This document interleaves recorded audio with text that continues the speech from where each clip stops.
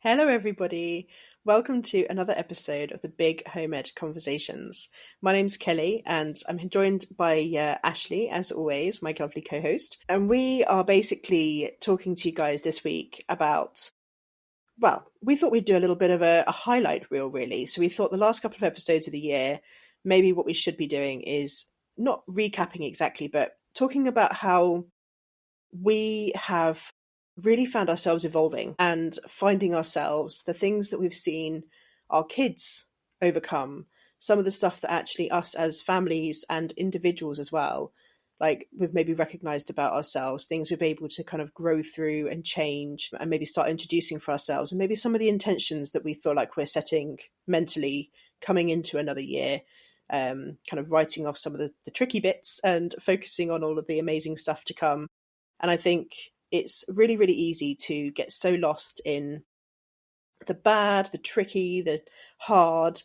And actually, I think that it'd just be really nice. We've both been chatting for a little while before we started recording about some of the things that we just really feel like we've made a difference with this year, some of the growth that we've seen. And we thought that'd be a really nice positive way to end this year, is to kind of really talk about that. And then next week we're going to talk about all of the stuff that's really inspired us, and the days out we've had, the books we've read, just the incredible projects we've done with our kids, stuff that's inspired all of us and made us all feel really uplifted. So we're going to spend the next couple of days having a good sift back through our photos and try and remember all of the great stuff. So we've got some really cool stuff to share with you, that the things that we really enjoyed doing, stuff that's really made a difference. So that's going to be really awesome. So sit tight and enjoy. So we're going to crack on with today's episode. But I do actually have a funny story for you this time, guys. So just a little bit of a, oh goody, the home ed is actually working kind of moment. My kids, we started letting them go to our little corner shop that's literally just like it's just around the corner.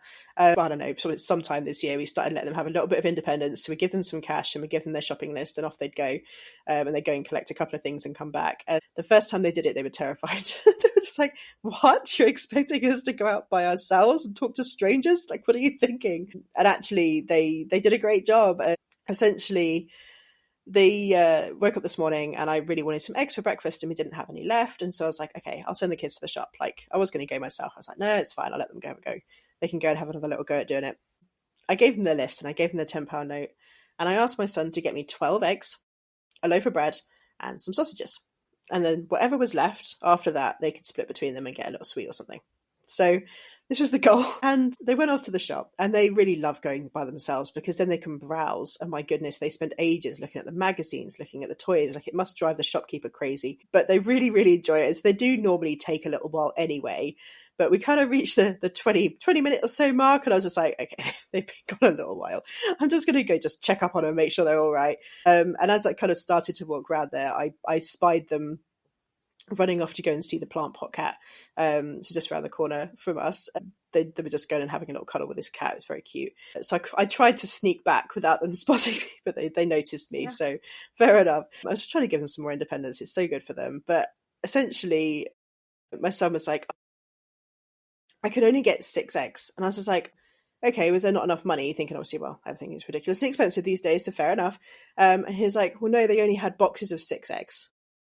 And I was like, okay. I was like, no. And I was like, I asked you to get 12 though, right? And he was like, yeah, but they only had boxes of 6. I'm just like, okay. And I was like waiting for like any kind of penny to drop. And he was just like, what? They just had 6. I was like, I love that. Boy. I was like, so how many times does 6 go into 12? And he was like, twice. And I was like, so, and he was just like, what? I was like, never mind. It's like, we should have bought 2 boxes of eggs, yeah? And he's like, well, yeah, but then I wouldn't have had enough money to buy any sweets. I was just like, I see, so that's what we're getting at. Great. So anyway, so I was like, well, this is fantastic. So hopefully this will be a little lesson for him in the future. He'll actually think about the fact that actually all he had to do is buy 2 boxes of eggs. So there you go, guys. You can enjoy the fact that my son this week was just was refusing to do some basic maths when he was in a situation like that. It was so funny. He knew exactly how much change he had though, so yay for that. Yeah. Good independence. Good practice. Yeah. Goodness, All they're good so things. funny. It's okay. They're so sweet. As I say, they love chatting to the shopkeeper in there. She's a lovely lady. I've spoken to her so many times. Always end up having a bit of a natter, and she was helping them find everything in the shop. It's so sweet. But anyway, so that's my funny story of the week. So that really tickled me this morning. That was a proper like face plant moment, but never mind. We'll work on that. Never mind. So anyway, so getting on topic then. So I think what's really interesting about this one is, for me anyway, I have seen an awful lot of growth, but it has been such a tough year that actually I do keep finding myself thinking that actually I haven't made much progress. But it's in these moments of reflection that actually I can see that I have made some significant changes in the way I operate, in the way I organize our life now. Like, I've got a system now that I actually do have a bit of a system with how we choose topics and how we kind of just keep track of basic learning so that my brain doesn't constantly shout at me about not being good enough. Like, there is definitely some shifts and changes that have gone on in terms of my home editing ability, but also as an individual in terms of carving out time for myself, setting better boundaries, understanding my capacity, my sensory limitations, like all kinds of different things that actually I have Yeah. made huge progress on this year. I'm feeling much closer in my friendships. Like, I won't kind of skim over too many things because obviously I want to get into these in a bit more depth, but like there is Yeah. definitely some shift there. I mean, how about you, Ashley? How are you feeling about your year? Are you feeling like stuff's changed? Yeah. I think, on a kind of a very like specific area, I now have two girls that are, into like a more, I don't want to say serious, but the schoolwork is there. And my youngest is also now, really starting to do the basics around beginning to read and write and do a little bit of math and all of that. And so she's much more involved in our school day than she was before, or I would say at the start of the year. And so I think that there's just been a lot of change this year because, just when you figure it out, something shifts, right? They're always growing, they're always Always, changing. yeah. And so, yeah, so we've had to kind of rejiggle our days a little bit and find ways to make it work with 3 instead of 2 when we are doing some schoolwork. And I think that my like patience has really been tried, but in a way that I feel really good about where it's at. And it's not, I'm just kind of like proud of where we are at this point and at my ability to really come into things understanding how it's going to actually go. I guess like lowering my expectations or having my expectations be in line with reality. It's probably a good way to say it. And I still do have kind of some high expectations, but I'm more realistic about how we approach it. So I think that, that we've had a really solid year of growth just on that. And like my personal sort of like teacher growth as well. Mm-hmm. And then just some areas where we've been really successful in getting outside more and doing a lot more, like you were saying, with friends, both mine and the kids, and kind of growing in that area and spending some time together and doing more things together. But then the flip side to that is I would say areas where I maybe not as successful is we have a lot going on. And one of the things, and maybe this isn't the right time to get into it, but I will just say quickly that one of the things that I'm really thinking about as we go into 2025 is, do we need to peel back in some areas? Are we doing too much outside of the house in a structured way, meaning like the art, the swimming, the French, and so on and so on? Do we need to relook at that as we are kind of getting a bit more scholastic in our days? So we'll see. But yeah, I mean, there's a lot to consider, but overall I'm feeling pretty good. Yeah, I think it's interesting, isn't it? Because as they get older, we do find ourselves thinking that we all need a bit more time to be kind of covering like the topics that we're covering, and like we're trying to go into a bit more depth. We're trying to do some more things with them. And so you do tend to find yourself thinking that you need a bit more home time. But also I think from a mental health perspective, and obviously been talking about this a little bit the past few weeks, but trying to actually establish a routine that allows you to feel like you actually have your feet underneath you Yeah. and you can actually get the things done that need to get done, and that you don't constantly feel like you're catching up and stressed because you're rushing and rushing them and trying to squeeze things in moments when actually maybe it isn't optimal, and they're not going to learn that great at that point because they're tired or busy or they want to be outside or whatever, because you're obviously trying to juggle a bunch of other things and trying to squeeze it in and around clubs and groups that you've already committed to. And I think like Yeah. every group that we go to, like as great as they are, you've got the commuting time to it, you've got the getting packed lunches ready and getting organized to go time for it. Like it does suck time out of your day. But Yeah. obviously if it's wonderful and it gives you great things, and you really love doing it and you don't want to lose it, then fine. But ultimately, if you find yourself literally just like constantly back to back here, there, and everywhere, then actually it doesn't leave an awful lot of time to be trying to fit in all of these like important, well, depending on like your child, obviously, like what their specific needs or whatever are, then some things are going to feel really important to you. And actually, you might be constantly stressed that you're not getting enough time to do them. But yeah, I definitely have felt like this year I have worked really hard to protect the boundaries of my calendar. And we do let it get ahead of us sometimes. Like it does get out of whack and we do end up having a bit too much going on. But I have worked really, really hard to be as mindful of that as possible. Like I get blinkers on, like people be posting amazing kind of like free day here, free day there every 5 minutes. Exactly. And I literally just put blinkers on. I just don't look at it because sometimes I just don't have the capacity for any more, and I need to make sure I don't add anything else into my calendar. And I think part of this is definitely, I mean, this year has been my first full year having an understanding of myself as ADHD. And obviously my children having their various neurodivergencies as well. So that is very important to me, that actually I recognize my capacity as someone who is ADHD and possibly autistic as well, my sensory needs, my ability to cope with certain social situations, my whether I actually enjoy certain things or not. Like I've actually been a lot more conscious of that. And the same for my kids, like recognizing that actually some things they just really don't enjoy. And I'm just forcing it every week thinking, well, you've just got to get good at it. Like you've just got to get over it. You just got to try and get with the program. Like this is what Yeah. socializing looks like or whatever. And obviously looking it through it from the lens of neurodivergence and starting to recognize their capacity, it has really helped me to start to recognize that actually, well, every child deserves this anyway. Every human deserves to be able to be Yeah. themselves and to set their boundaries and to have their capacities and to do things how they want to do them. It's got nothing to do with neurodivergence, really.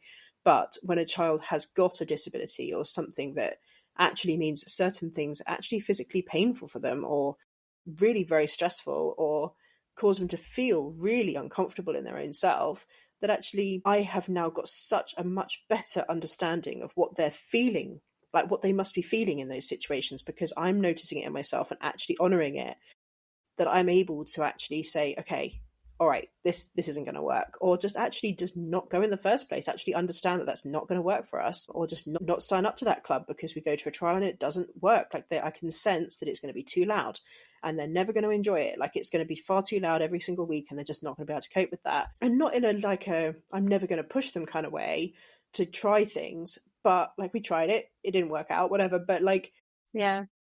actually just respecting them saying, oh, that's not for me, I'm not going to enjoy that. And actually having that much more respect for that and understanding that that might change in time, and we'll certainly try things again and again and again over time and see if things change. But if this isn't for right now, then okay. I don't need to force it. And so when you honor that for yourself and for them, you actually, I mean, it's basically authenticity, isn't it? It's just trying to get into a lifestyle that suits us as a family. Like what does that actually look like? What kinds of things do we actually want to be doing? Like that's okay. We're allowed to be individuals. And actually Yeah. one of the most amazing things about home education, and really why I coach people in this and want to help people who are transitioning into it so much, is because so often we come into home education operating from a place of fear and stress and worry and like wanting to do all the things and feeling like you've got to make sure you're doing all the things. And actually so much of the beauty of home ed lies in the authenticity. It's that opportunity to reclaim your life. And that's for you too, not just your kids, but to recognize that there are other ways to make money. There is other schedules you can keep. You don't have to have somebody dictating it to you and your kids all the time. You can Yeah. actually make your own life. And actually that in itself can feel really scary, just that concept of like having to make your own schedule and organize it all yourself can feel really overwhelming, like we were talking about last week. Yeah. So it's not necessarily easy. It's not easy. It isn't, but it's worth it, in my opinion, because that work makes a big difference to how you experience your days. Yeah. I mean, and we have like, I feel like the opposite, well, not really the opposite, but similar, but also my kids love doing the sewing class, and we want to be outdoors with the like outdoor group every week. We love doing co-op. We love all these things. And so I'm to the point where obviously a lot of them are free or low cost, which is great, but there are some that aren't. So I'm like, we really have to start to consider what are the most important things. And where I find this to be difficult is if my kid is really enjoying something, I don't want to take it away, especially if there is an educational aspect to it, right? It's not like they're just bouncing on a trampoline for an hour or something. Not that that's bad, but the point is, I can have them run around the backyard and accomplish the physical education, right? Having them, attend a sewing class and learn that like handicraft, and then they're coming back, and my daughter was taking a bunch of felt and creating everyone a stuffed animal that she was sewing and stuffing from, and drawing the pattern and cutting. And I mean, it's just amazing. And I love that. And she was 7 when she was doing it, which is so great. And I think it's a skill that many years ago, you would have learned that as a child. You would have been cross-stitching or sewing, mending the clothes for the family, or creating your own clothes. My mom made a lot of her clothes well into her early 20s because she was just in a family with a lot of kids and not a lot of money. And that was the cheapest way to get the clothing that you wanted. So I think that it's sort of a lost art for many of us. And so I love that she's doing that. But I'm like, okay, if I'm going to prioritize that, something else has to go. And so it's very hard for me to want to tell them no to something that I know is what I would say important and also valuable and they enjoy. But when they enjoy everything, at some point, we're either out of the house all day long and we're never doing a certain subject. I have to be the bad guy.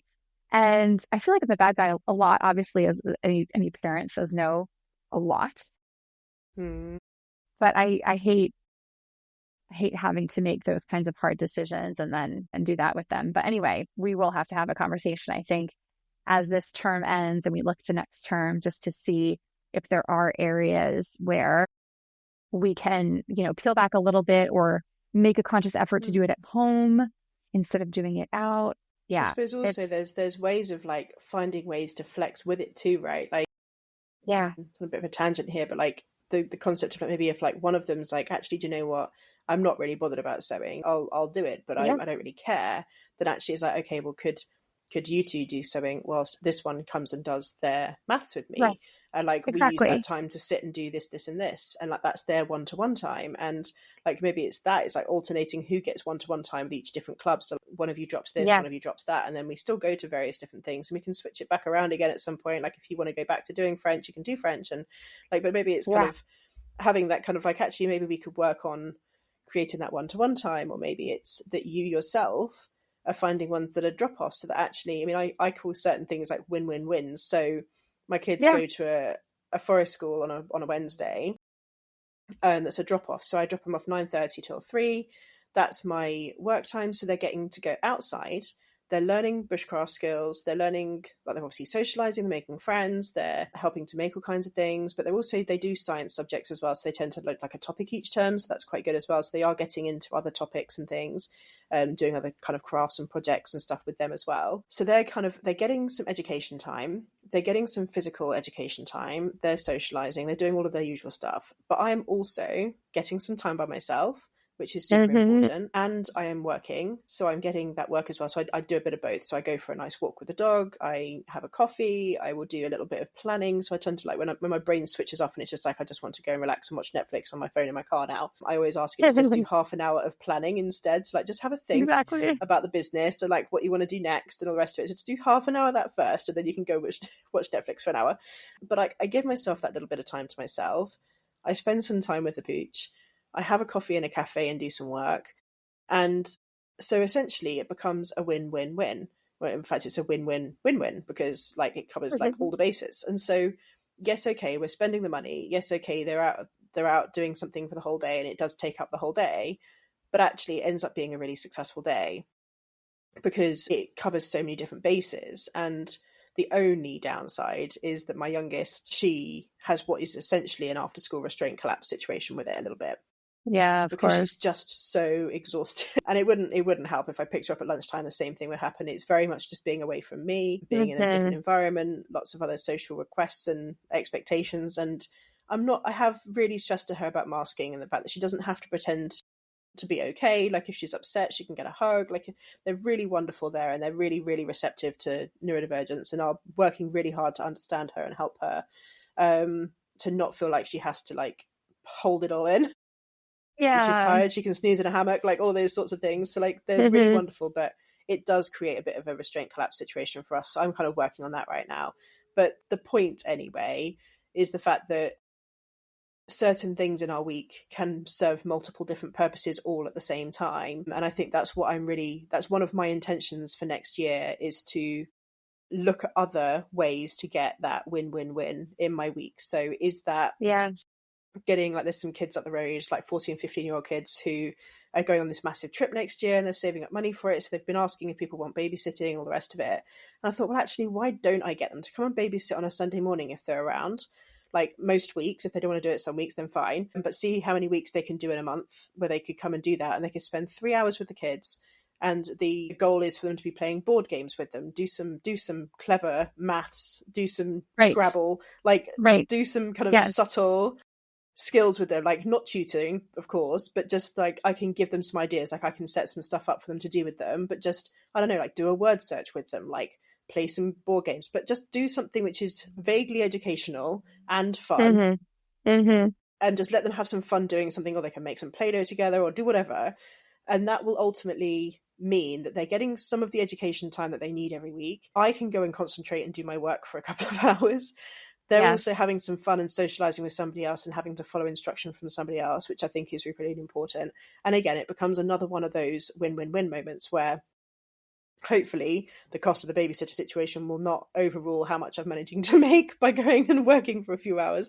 But the point is that it will give us that, like, another breathing space in my week where actually I feel like I can actually step away from them. And I'm not that, again, this is the thing, we can say it like, oh, I'm plonking them in front of screens. Like, screens are not the devil. They can be really, really useful. But it has a knock-on effect. Like, if they're sat in front of a screen for 3 hours whilst I'm working, they will happily do that. But then I've got to detransition out of my work mode, Yeah. get back into parenting mode with now thoroughly overstimulated kids who are going to go absolutely nuts. And I don't like that. And it's very stressful for me. Whereas if they'd spent 3 hours with somebody doing games and playing and doing fun crafts and junk modeling or whatever, then I Yeah. know that I'm going to get back kids who are now ready to go and sit on screens for an hour whilst I have a coffee and decompress and transition out of my work mode. So like, it's Yeah. fine and I won't feel guilty about it. And so I think it's just really looking for ways to, I guess, support our mental health, support their learning and development, and like just to find that middle ground, that like sweet spot. And I know that this is like obviously talking from a place of privilege here and having the ability to pay for this for school, etc. I know not everybody can, but Yeah. even if they're micro moments, even if I'm talking literally in my week, making sure that every afternoon, for example, about sort of 3 o'clock-ish, I am ready for a cup of coffee and just an hour to switch Yes. off. Like whether that's scrolling, Yes. whether it's watching an hour of TV, whatever, I need it. And sometimes it might even be a lie down, like I might need to go and have a quick like hour's kip or something. And my kids have now, they respect it. And I think this is a thing, as home ed parents, sometimes we get said to a lot, like, how do you ever get any time to yourself? Right. And the only way I can respond to that is with boundaries. It is basically Yeah. teaching them. And obviously, yes, again, talking from a place of privilege, my children are cognitively capable of being left alone to watch TV. They can obviously fetch themselves a snack. They won't do anything crazy. They won't like open the front door and leave the house and wander off or something. Like, I understand that obviously Right. this is not like, this is my life I'm talking about here. At the end of the day, yours is going to be different, but definitely recognizing in my life, my privilege is very wonderful in that my kids will now let me nap. It's Yes. taken a You've lot of gotten there. training, Yeah. a lot of It training, but we doesn't have happen gotten overnight. there. My goodness, no, it does not. And like, even now, like, oh my God, and my son is another funny story for you, but my son keeps suddenly popping up at 7 o'clock every morning, or roughly when I, like, literally minutes after I wake up every single day, he's just suddenly there. And I said to him, like, dear God, this is actually starting to freak me out. Are you like sat waiting on the stairs or something? And he goes, There's any rustle of noise? sort of. This is terrible. It's so embarrassing. It's like, Yes. no, once I hear that you've stopped snoring, I know that you're awake. Smart. Well, Great. good Wonderful. deduction. Dear Lord. So he's literally like, he is basically like sat with the door open in his bedroom downstairs from us, waiting for me to stop Waiting. snoring so he can hear me loud enough from there. It's great. But I was just like, I couldn't help but laugh. I was just like, okay, but just because I've stopped snoring doesn't mean that I'm not still trying to go back to sleep. So please don't just come racing back upstairs. Wait till I come down. It's because he's taking his morning responsibility of taking the dog out for a wee quick before he does it on the carpet very seriously. But anyway, kids. But yeah, so this is like, how do we carve this time for ourselves? And the way I say it, honestly, is boundaries. And it's hard to ask for what we need from our partners, from our friends, from our kids, from the world, from our parents, whoever it is. But we do have to ask for it. Like, we do have to accept help when it is offered.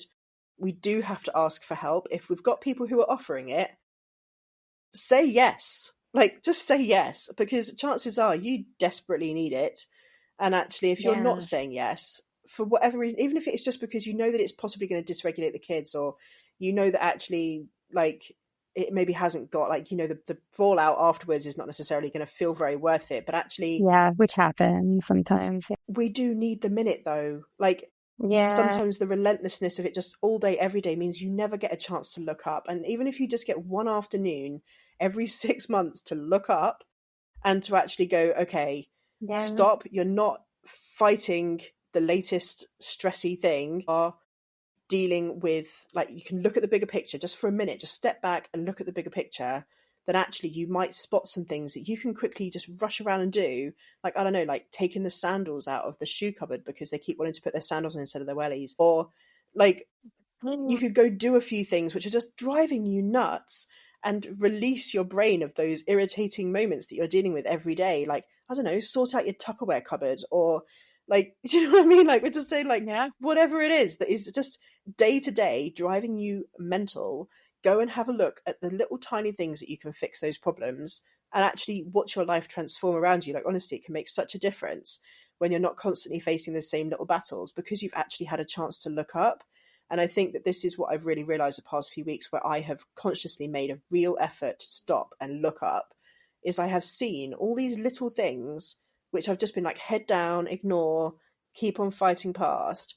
And this whole year definitely has been a lot, but it's recognizing these moments that actually go, goodness me, I'm literally fighting this battle every day, and all I had to do is put the sandals away. Like, they just had to not be available as a choice.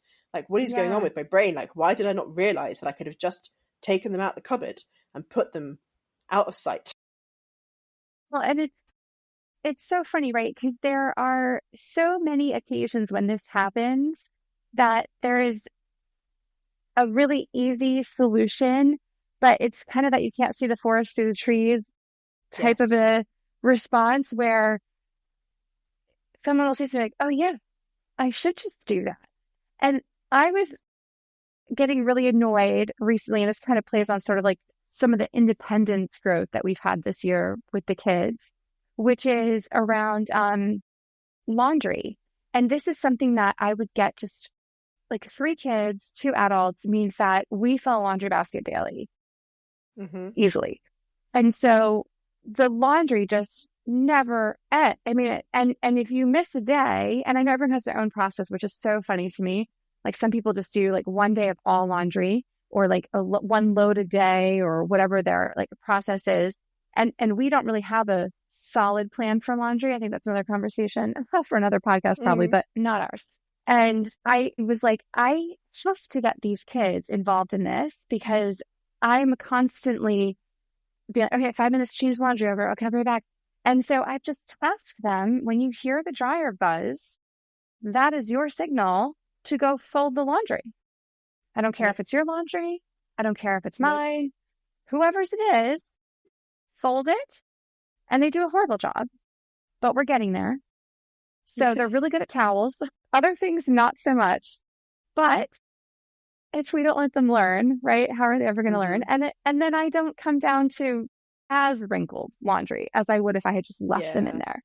And so, and then it's okay. And then once you folded it and you put it upstairs, then go take that wash and put it in the dryer and then start it. And so I think and again, my kids are a little bit older. So as they have gotten to this point, they're capable of doing these things. But I think really get into a rut. I don't know if it's all parents or if there's a component of this that's like home ed, that we kind of feel like we're always directing things so that we sort of always take over. But I was just like, one day I'm like, I have to do this. Why am I doing this? They can do it. So I'm trying to relinquish a lot of these things that hopefully then will not only teach them life skills that they will need for the rest of their time here, but also just lighten the load a little bit for me, because we do need to have these minutes where we can have a cup of coffee or we can shower, whatever it tends to be. Absolutely. I think that the independence has definitely been growing this year here, even for my 5-year-old. So we're going to definitely continue to focus on that next year as well. Yeah. I think it's interesting, isn't it? Because, I mean, there's so many angles you could look at this from. And I think definitely, I said, I kind of skimmed over a bunch of stuff at the beginning, but like, there's so much growth that I can see has happened in this family in the past year. I think number one has definitely been understanding all of our neurodivergences and traits and starting to really kind of empathize properly and make some shifts and changes in how we deal with that. But I think also kind of, I don't know, just trying to actually find stuff that like really lights me up. And I guess I will complain about having to work like daily because it's hard, and it's hard to find the time and it's hard to find the headspace and blah, blah, blah, blah. But I am an extremely passionate person, and I care an awful lot about the things that I care about. Like, I don't tend to care about things by halves. Friends that I have, I love deeply and would do anything for. Like, I'm just a deep person. I don't do things by halves, and so I love that about myself. And actually, I was saying to my husband today, I said, as honestly, as much as I would love to say, do you know what? I am just going to give up work and we're just going to figure out how we're going to make ends meet, and we're just going to just figure it out. And like, that is just what's going to happen because these kids need my full attention and this is all too hard and there's too many difficult things happening in our life. So I was thinking about like, would I actually feel okay with stopping working? Like in 10 years time, would I genuinely be okay? I mean, yes, okay. Like I would have committed my time to my kids and I'd have seen them grow, and it'd be amazing to watch that grow. And like, I'll have done all the things, done the self-work, like fostered my friendships, had great hobbies. I'm sure I would have done things that mattered. But actually, will I still feel like, and it's not just because jobs make us feel like we have a purpose. That's not true in my sense. It's not just that. It's like the intellectual experience. It's the pushing myself. It's understanding what I'm capable of. It's like, I enjoy challenging myself. I enjoy seeing what I can do, and I love learning new things. And so actually, home ed has really helped me to re-engage my curiosity, and actually the types of things that I've tried, the courage that I've shown in trying different things, in training to be a different person, to do different like careers, how relaxed and open I am with the concept that my career will change and ebb and flow. And I don't know what's coming next. Like, I don't know what's going to happen, but I'm in charge and I'm just leading it and I'm just letting it go where it goes. Or not, maybe not I'm in charge, maybe the universe is, but we are working on it together. We're in collaboration. Like I have hopes and interests and dreams and passions, and I care about stuff. And actually I can see me partnering with some really incredible people. Like I'm talking to all kinds of incredible people right now, like in terms of, I don't know, improving access to education for neurodivergent kids. Like maybe I will be speaking up in front of MPs one day. Like I don't know, but actually I feel like that is kind of my trajectory right now. Like that is where I'm going. It's what I care about. And actually, if I just said, you know what, I'm just going to put my feet up and not put my feet up, but like be with the kids and 100% give up work and just let all this stuff be a hobby or a sideline or something which isn't actually like progressing exactly, and I can just drop it for 6 months, it doesn't matter. Like I actually don't think that I will feel as fulfilled. And I wonder, and I think this is the thing, we can sit and be curious about this all the time, but we have such an opportunity when we have chosen a lifestyle for ourselves that is different to actually sit there and go, wait, maybe we could do it differently. Like maybe it doesn't have to look like that. Maybe actually I could just do this, or maybe I could just kind of come at it from this angle for a while and see what happens. And we get to change how we teach our kids, and we get to properly observe how they learn best. And I think what's really wonderful about the growth I've seen in them and the growth I've seen in me is just this, I don't know, this compassion and empathy and understanding for other people and their struggles. I've seen them say that like they've had a struggle with a kid at forest school and have said, you know what, actually I think they're really having a hard time. And it literally made me cry just listening to my son actually take a moment that actually meant that he was quite upset about something, but he had the compassion to recognize as a 7-year-old child that a child he is playing with did that because they're actually having a hard time themselves. And I was like, why did you say that? And he goes, well, I think actually maybe he finds it all a bit much. Like sometimes I think when we're playing, he isn't sure how to tell me that he doesn't like what I'm doing. And so he just like lashes out. And I think that maybe actually in those moments he's having a hard time. And I was like, oh, how do we think we could respond to that then? Like, and we had this incredible conversation. He had some great ideas. And I was just like shell shocked. I was just like, oh my goodness, like you have just got such a capacity to understand other people already. And he isn't just like parroting off my coaching nonsense either. Right. Like he's actually like, he was understanding what he was saying. Like he had thoughts and ideas around it. And I don't know. I just think I find myself thinking sometimes that where our kids are able to have so much more influence and responsibility over their education and their relationships and all kinds of things, that it becomes such a great teacher to us to go deeper and to understand and to have compassion for them and to find more mutual respect and to work more collaboratively and to understand more how you can actually alter your parenting style and maybe some of the trauma and experience you had as a child and the way that's obviously reflecting in your parenting. Like it challenges you. And I have to say that it's been a weird year, but there have been changes. Like there really have. And I think I'm really feeling quite grateful that we even decided to have this conversation now, because it's helped me to really realize how much has shifted. And I think all of us will actually, if we really take the time to think about it, that we will see the growth. And we always say like you grow through the tough times, don't you really? Like that's the stuff that actually helps you to grow. And without hardship, we don't have any reason to grow. Like actually we can stagnate. And so maybe we should be a little more grateful for it sometimes, I guess. I know. Maybe sometimes. A little silver less lining hard would be great. Yeah. I feel like I've been saying that all year. There's like all these things that have come up across the year. I mean, you obviously know and have gone through some yourself, but every time there's something like, well, silver lining is, and then whatever it is, I just trying to see the positive. Yeah. But yeah, I mean, that's all we can do. We have these moments all the time. I mean, I took the dog out for a walk by myself the other night because I'd had a bit of a tantrum the night before where I got up to take the dog for a quick walk, thinking like my husband got in from work, and I literally got up and went to stuff my shoes, and I was like, right, I'll take Bailey out, and he's like, come on then kids, get your shoes on. I was like, no, I was going by myself, but I didn't say it. And I just went, okay, and just like waited and waited and waited, and then got really angry and then had a bit of a strop. And he was like, what's the matter? And I was like, I was going to go by myself. Like, he's like, why didn't you just say that then? I was like, I don't know, because it seemed like you wanted to go for a walk. Like, I was just trying to be nice. It was like, okay, but now you're in a really bad mood. So anyway, so the next night he got in from work, same sort of thing happened. I was like, right, I'm going to take Bailey out. And he goes, by yourself? And I went, yes, by myself, please. Thank you, bye. And I had a bit of a rough afternoon. I wasn't in the best of moods. I'm a bit hormonal. And I just needed to stretch my legs. And it just so happened that me getting out by myself meant I actually had time to chat to a neighbour who turns out that she keeps a Harris hawk. And my son is massively into birds of prey. And I just happened to have a minute. Like, normally I don't get a chance to chat to people because my tiny one shouts at me if I talk to people. And it's quite stressful.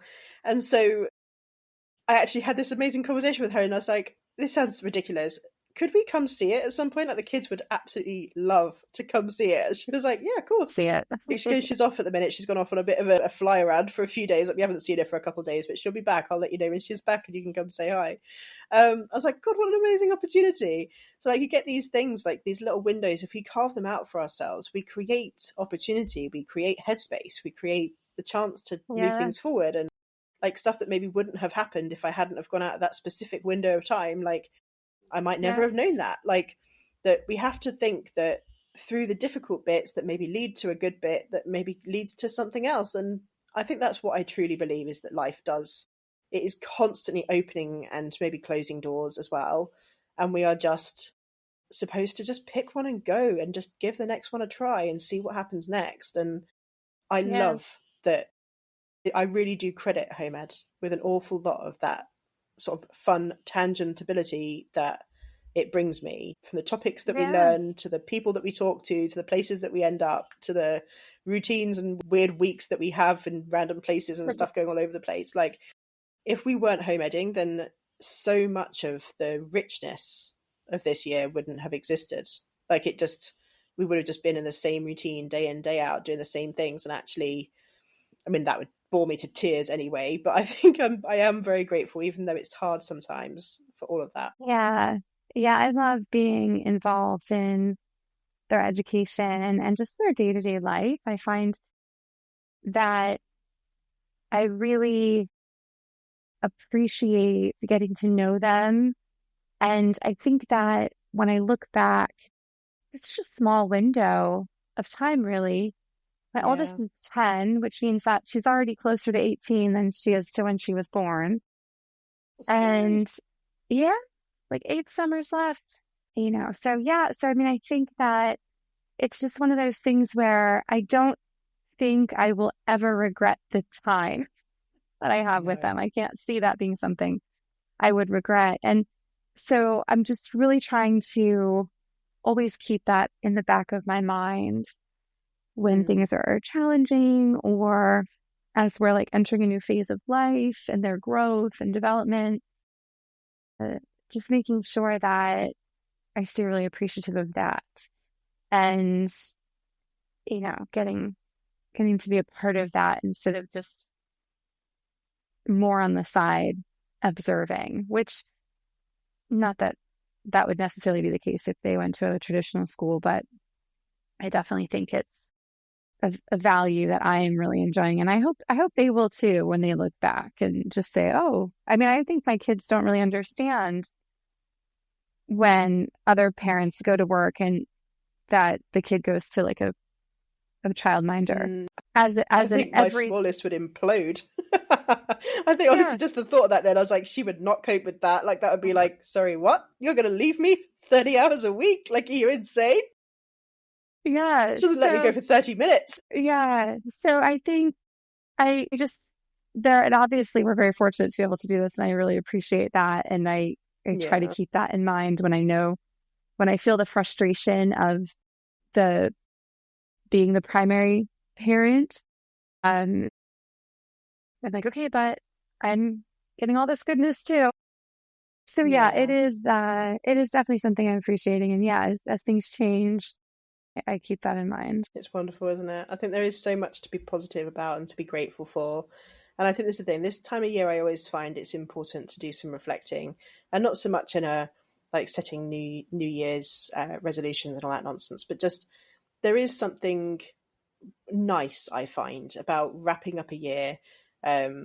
and starting to think to yourself, okay, do you know what, actually this has been great for this reason, or like this whatever. And I think that's lovely. And I think as practices go, and I know it's hilarious, like we're doing this in like late November, like mid November, and I'm talking about it like the year's over already. It's like, because it basically is, guys, just for the record, in 2 weeks time it's done. It's like December is off, like breath. yeah, like my goodness, I definitely hibernate these days. I literally, like, I don't work from like mid-December to like mid-Jan. It's hilarious. It's I literally too take a dark month off. and I can't cold do it. here. Yeah. Yeah, I had no idea about the darkness when I came here. I was going to say, they conned you from leaving the beautiful Lake Como to come over to our lovely country. But anyway. So yeah, so we'll leave you guys with that one for now. And as I say, next week we're going to talk about the stuff that's actually really inspired us this year. So the stuff that's really made the kids happy, that we've like just seen us like really made us have a brilliant time, like places we went, books we've read, things we've done. So we've had some requests basically from our followers, the people who listen to us all the time, and we asked them kind of like what would they love to hear from us, and they were saying they'd love to hear a bit about kind of some of our recommendations and things that we've really enjoyed. So we thought as a kind of a final kind of gratitude episode before Christmas that we will give you some insight into our hopefully interesting lives. Interesting enough, same as everybody else's. Year in review. Yeah. Absolutely. So yeah, so we'll come and do that with you guys next week. In the meantime, do always remember that I am a coach, consultant, mentor, whatever you kind of need. If you're in the process of transitioning to home education, please do reach out. Let me know if you could do with some support with that in whatever capacity that looks like. And obviously myself and Ashley are both on Instagram, we're both on TikTok, so do reach out, come and say hello to us if you just want to chat and just say hi, or just tell us what you like about the podcast, if there's something you want to change. And obviously click the subscribe button, make sure you don't miss any future episodes. But we'll be back next week, and then we will be taking a break until probably February, I imagine. We're going to try and do 2 to 3 seasons a year, so we'll be back in the new year. Yeah, come and listen for the final one next week, and then we wish you a lovely Christmas season. I hope that you are already starting to get a slight hint of festivity. I'm starting to get just a little hint now. Just you can't avoid it now. It's everywhere. I've had a couple of Baileys. We're getting in the spirit. All right, guys. So we'll speak to you guys soon. Take care. Bye. Bye.